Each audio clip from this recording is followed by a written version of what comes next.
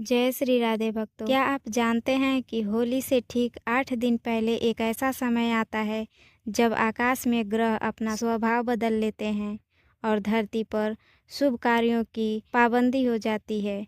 जी हाँ, मैं बात कर रही हूँ होलाष्टक की। आज के इस विशेष वीडियो में साल 2026 में आने वाले होलाष्टक की एक बारीक जानकारी जानेंगे। होलाष्टक कब शुरू होगा, क्यों अशुभ माना जाता है और इस दौरान आपको किन गलतियों से बचना है, यह सब आज के इस विशेष वीडियो में जानेंगे।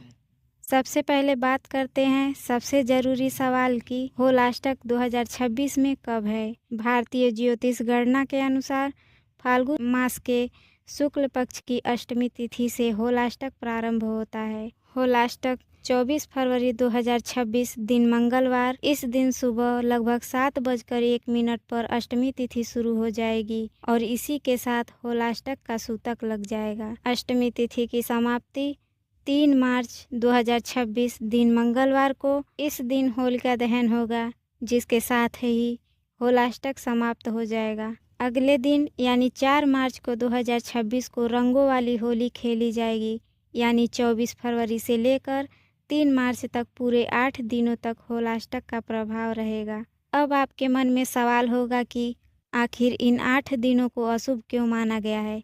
इसके पीछे गहरा ज्योतिषी विज्ञान है। ज्योतिष शास्त्र कहता है कि इन 8 दिनों में 8 अलग अलग ग्रह उग्र अवस्था में रहते हैं। अष्टमी को चंद्रमा, नवमी को सूर्य, दशमी को शनि, एकादशी को विष्णु, द्वादशी को बृहस्पति, त्रयोदशी को शुक्र, चतुर्दशी को राहु और पूर्णिमा को शनि का नकारात्मक प्रभाव बढ़ जाता है। जब ग्रह उग्र होते हैं तो वे व्यक्ति की निर्णय क्षमता और बुद्धि को प्रभावित करते हैं। इसलिए इस समय किए गए मांगलिक कार्यों के सफल होने की संभावना बहुत कम होती है। होलाष्टक के पीछे 2 प्रमुख पौराणिक कथाएं प्रचलित हैं।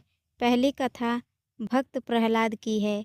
कहा जाता है कि इन 8 दिनों में राजा हिरण्यकश्यप ने अपने पुत्र प्रहलाद को भगवान विष्णु की भक्ति छोड़ने के लिए भयानक यातनाएं दी थीं। प्रहलाद को इन 8 दिनों में मृत्यु के समान कष्टों से गुजरना पड़ा था, इसलिए इस दिनों को अशुभ या कष्टकारी माना गया है। और दूसरी कथा कामदेव की है।